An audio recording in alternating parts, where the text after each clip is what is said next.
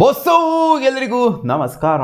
Welcome back to Sagar stories top cricketing ಅಪ್ಡೇಟ್ಸ್ಗೆ ಸ್ವಾಗತ. Welcome back. ಮೊದಲನೇ ಅಪ್ಡೇಟ್ಗೆ ಹೋಗೋಣ. ಯಾವ್ದು ಡಿಲೇ ಇಲ್ದಂಗೆ ಫಸ್ಟ್ ಅಪ್ಡೇಟು ಒಂದು ಪಾಡ್ಕಾಸ್ಟಲ್ಲಿ ಓಪನ್ ಸ್ಟೇಟ್ಮೆಂಟ್ ಆಗಿ ಕೊಡಿದ್ರೆ ಮೈಕಲ್ ವ್ಯಾಗನ್ ಅವರು ಈ ಸೀಸನ್ನು ಯಾರು ಗೆಲ್ತಾರೆ IPLನ ಅಂತ.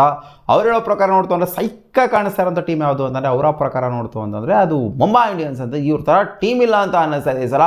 ನನ್ನ ಪ್ರಕಾರ ಇವ್ರು ಟ್ರೋಫಿ ಎತ್ತಿದ್ದಾರೆ. ಹೌದು, ಲಾಸ್ಟ್ ಸೀಸನ್ ಕೋರ್ ಟೀಮೇ ರಿಟೈನ್ ಮಾಡ್ಕೊಂಡಿದ್ರು ಕೂಡ ಲಾಸ್ಟ್ ಸೀಸನ್ ಪ್ಲೇ ಆಫ್ಸಿಗೆ ಕ್ವಾಲಿಫೈ ಆಗೋಕ್ಕಾಗಲಿಲ್ಲ. ಬಾರ್ಡ್ರಿಗೆ ಬಂದ್ಬಿಟ್ಟು ಉಣ್ಕೊಂಡು ಹೋಗ್ಬಿಟ್ರು. ಬಟ್ ಆದರೂ ಕೂಡ ಅವ್ರಿಗೆ ಈ ಸೀಸನು ಸಿಕ್ಕಾಪಟ್ಟೆ ಸ್ಟ್ರಾಂಗಾಗಿ ಕಾಣಿಸ್ತಾ ಇದೆ ಅಂತೆ ಮುಂಬೈ ಇಂಡಿಯನ್ಸು.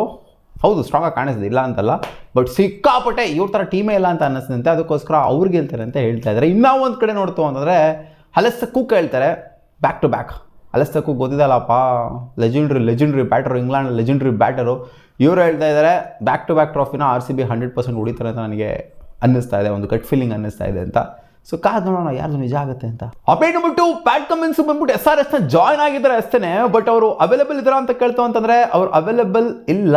ಅವರು initial part of the IPL ಖಂಡಿತ ಅವೈಲೇಬಲ್ ಇಲ್ಲ. ಅವರು ಆಡೋದಕ್ಕಾಗೋದಿಲ್ಲ ಇನಿಷಿಯಲ್ ಪಾರ್ಟ್ನ ಅಂತ ಅಪ್ಡೇಟ್ ಬರ್ತಿದೆ. ಅವರೇ ಓಪನ್ ಸ್ಟೇಟ್ಮೆಂಟ್ ಆಗಿ ಕೊಡಿದ್ದಾರೆ. If nothing goes wrong I will play the back half plus the finals ಅಂತ ಹೇಳಿದರೆ ಫೈನಲ್ಸ್ನೂ ಕೂಡ ಆಡ್ತೀನಿ ಅಂತ. ಏನು ನಾಳೆ ಫೈನಲ್ಗೆ ಹೋಗ್ಬಿಟ್ರೋ ಒಂದು ಗುಂಗಲ್ಲಿದ್ದಾರೆ ಇವರು SRH ಅವರು, ಅಂದರೆ ಇವರ ಕ್ಯಾಪ್ಟನ್ನು. ಸೊ ಖಂಡಿತ ಇನಾಗರಲ್ ಮ್ಯಾಚ್ಗೆ ಇವರು ಅವೈಲೇಬಲ್ ಇರೋದಿಲ್ಲ. ಆ್ಯಂಡ್ ಇಶಾನ್ ಕಿಶನ್ ಅವರ ಕ್ಯಾಪ್ಟನ್ಸಿನ ನಿಭಾಯಿಸ್ತಾರೆ. ಇನಾಗರಲ್ ಮ್ಯಾಚ್ಗೆ ಮಾತ್ರ ಅಂತಲ್ಲ, almost half of the tournament ಇವರ ಅವೈಲೇಬಿಲಿಟಿ ಏನಿದೆ ಅದು ಕ್ವೆಶನಲ್ಲಿದೆ. ಇವರು ಯಾವಾಗ ಅವೈಲೇಬಲ್ ಆಗ್ತಾರೆ ಅಂತ ಅದು ಆಫ್ ಆಫ್ ದ ಮ್ಯಾಚ್, ಅಂದರೆ half of the phase complete ಆಗಾದ್ಮೇಲೆ ಅವೈಲೇಬಲ್ ಆಗ್ತಾರೆ ಅನ್ನೋ ಥರನೇ ಅನ್ನಿಸ್ತಾ ಇದೆ. ಇವ್ರು ಹೇಳಿರೋದೆಲ್ಲ ನೋಡ್ತು ಅಂತಂದರೆ ಅರ್ಧ IPLಗೆ ಇವರು ಅವೈಲೇಬಲ್ ಇರೋದಿಲ್ಲ. Update number 3, Nuwan Thushara related update ಬರ್ತಾ ಇದೆ. ಏನಕ್ಕೆ ನುವಾನ್ ತುಷಾರ ಬಂದು ಜಾಯ್ನ್ ಆಗಿಲ್ಲ? ಹೌದು, ಜಾಶ್ ಹ್ಯಾಸಲ್ವುಡ್ ರಿಲೇಟೆಡ್ ನಮಗೆ ಅಪ್ಡೇಟು ಸಿಗ್ತಾ ಇದೆ. ಅವರೇ ಏರ್ಪೋರ್ಟಲ್ಲಿ ಅಲ್ಲಿ ಇಲ್ಲಿ ಎಲ್ಲ ಫೋಟೋ ತೆಗೆಸ್ಕೊಂಡಿರೋದು, ಅಂದರೆ ಯಾರೋ ತೆಗೆದುಬಿಟ್ಟು ಹಾಕಿರೋದೆಲ್ಲ ಫೋಟೋಗಳು ಸಿಗ್ತಾ ಇದೆ ನಮಗೆ. ಇನ್ನೇನು ಬಂದ್ಬಿಟ್ಟು ಜಾಯ್ನ್ ಆಗ್ತಾರೆ RCBನ ಅಂತ. ಸೊ ಅದು ಕೂಡ ಒಂದು ಕನ್ಸರ್ನ್ ಆಗಿದೆ. ಇವಾಗ ನೋಡಿ, ಪ್ಯಾಟ್ ಕಮಿನ್ಸ್ ಅವರೇ ಹೇಳ್ತಾ ಇದ್ದಾರೆ ಆಲ್ಮೋಸ್ಟ್ ಅರ್ಧ ಸೀಸನ್ ಆಡೋಕ್ಕಾಗೋದಿಲ್ಲ ಅಂತ. ಸೊ ಇವರು ಬಂದ್ಬಿಟ್ಟು ಆಲ್ಮೋಸ್ಟ್ ಅರ್ಧ ಸೀಸನ್ ಆಡೋಕ್ಕಾಗೋದಿಲ್ಲ ಅಂತ ಹೇಳ್ಬೋದು. ಹೌದು, ಅವ್ರು ಅವೈಲೇಬಲ್ ಇರ್ಬೋದು ಟೀಮ್ಗೆ, ಬಟ್ ಅಲ್ಲಿ ಮ್ಯಾಚ್ಗೆ ಆಡೋ ಥರ ಅವೈಲೇಬಿಲಿಟಿ ಅಂತ, ಯಾಕಂದರೆ ಅವ್ರು ಆಡಿಲ್ಲ, ಸುಮಾರು ದಿನ ಆಗಿದೆ ಆಲ್ರೆಡಿ ಆಡ್ಬಿಟ್ಟು ಇವರು.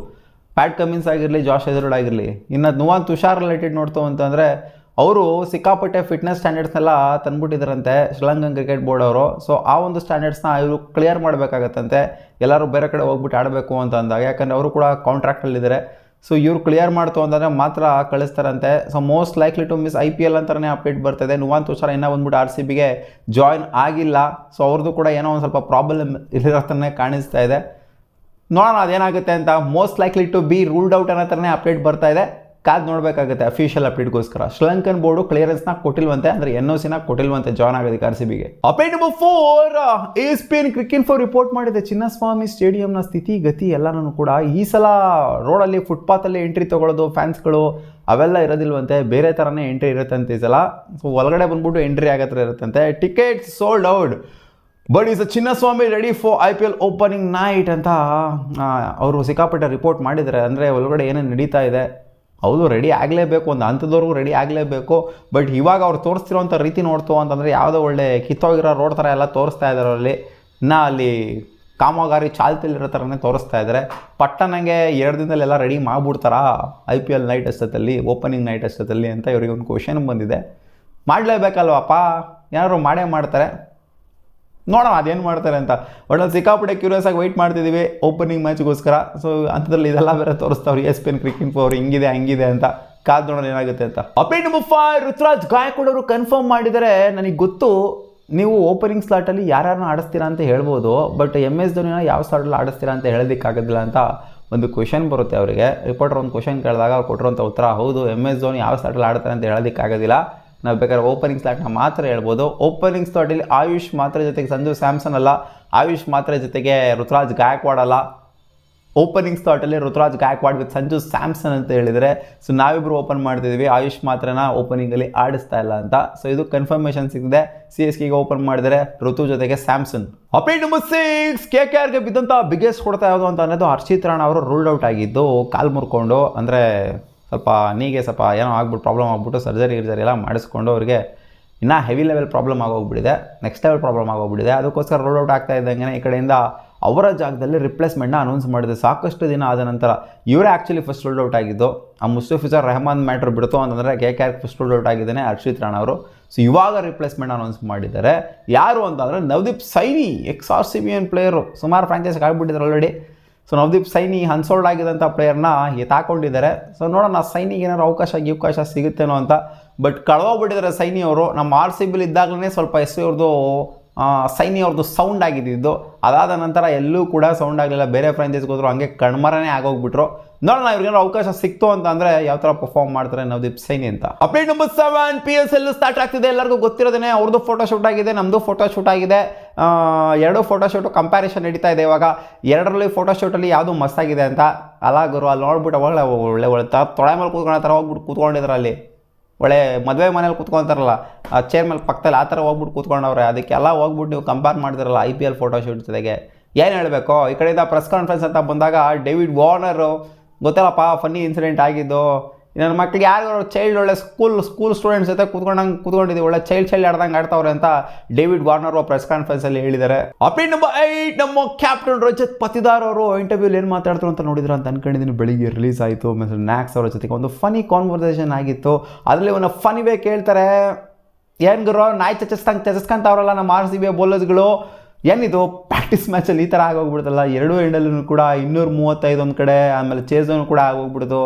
ಸೊ ಎರಡು ಬೌಲರ್ಸ್ಗಳು ಕೂಡ ಅಂದರೆ 2 ಯೂನಿಟಲ್ಲಿದ್ದ ಬೌಲರ್ಸ್ಗಳು ಸಖತ್ತಾಗಿ ಚಚ್ಚಿಸ್ಕೊಂಡ್ರಲ್ಲ. ಏನಿದು ಬೌಲರ್ಸ್ಗಳು ವೀಕ್ ಆಗಿ ಹೋಗ್ಬಿಟ್ಟಿದ್ದಾರಾ ಅಥವಾ ಬ್ಯಾಟರ್ಸ್ಗಳು ಸ್ಟ್ರಾಂಗ್ ಆಗಿಬಿಟ್ಟಿದಾರ ಅಂತ ಕೇಳ್ತು ಅಂತ ಅಂದಾಗ, ಇಲ್ಲ ಗುರು ನೀವು ಈ ಥರ ತೊಗೋಬೇಕು, ಇದು ನಾವು ಸ್ಟ್ರಾಟಜಿ ಮಾಡ್ತಾಯಿದ್ದೀವಿ, ಬೌಲಿಂಗ್ ವೈಸ್ ನೋಡಿದ್ರೆ ಸ್ಟ್ರಾಟಜಿ ಮಾಡಿದ್ವಿ ನಾವು.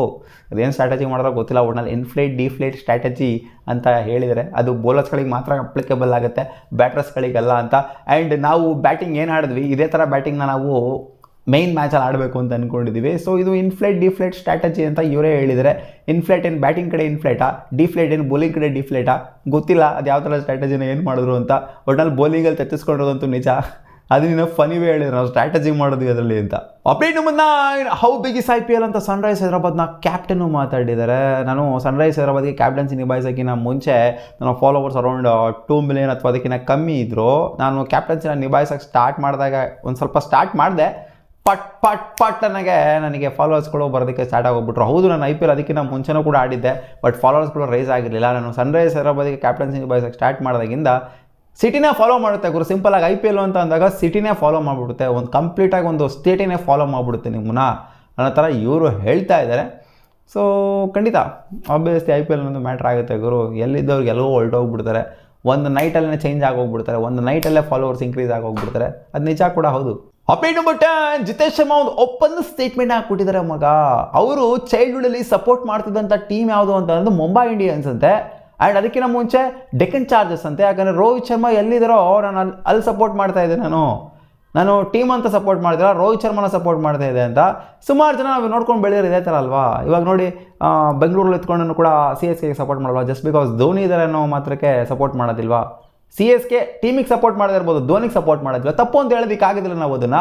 ಸೊ ಅದೇ ರೀತಿ ಇವರು ಇವಾಗಲೂ ಕೂಡ ರೋಹಿತ್ ಶರ್ಮಾಗೆ ಸಿಕ್ಕಾಪಟ್ಟೆ ಫೇವ್ರೇಟ್ ಅಂತ ಇವರು ಇಷ್ಟಪಡ್ತಾರೆ ಅಂತ. ಅಂದರೆ ಮುಂಬೈ ಇಂಡಿಯನ್ಸ್ ಗೆಲ್ಲಬೇಕು ಅಂತ ಅಲ್ಲ, ಅವಾಗ ಚೈಲ್ಡ್ಹುಡಲ್ಲಿ ಇದ್ದಾಗ ಮುಂಬೈ ಇಂಡಿಯನ್ಸ್ ಗೆಲ್ಲಬೇಕು ಅಂತ ಅನ್ಕೊಂತ ಇದ್ರಂತೆ. ಸುಮಾರು ಜನ ಇರ್ತೀರಾ, ಯಾಕಿಲ್ವಾ ಅಲ್ಲಿ ಬೆಂಗಳೂರಲ್ಲಿ ಇರ್ತೀರಾ, ಮುಂಬೈ ಇಂಡಿಯನ್ಸ್ ಗೆಲ್ಲಬೇಕು ಅಂತ ಅನ್ಕೊಳಲ್ವಾ just because of Rohit Sharma ಅಂತ. ಸೊ ಅದೇ ರೀತಿ ಇವರು ಕೂಡ ಇದ್ರಂತೆ ಒಂದು ಕಾಲದಲ್ಲಿ. ಮತ್ತೆ ಸಿಗುವ ಮುಂದಿನ ವಿಡಿಯೋದಲ್ಲಿ ಗಾಯ್ಸ್. Channel subscribe ಹಾಕೊಳ್ರಪ್ಪ.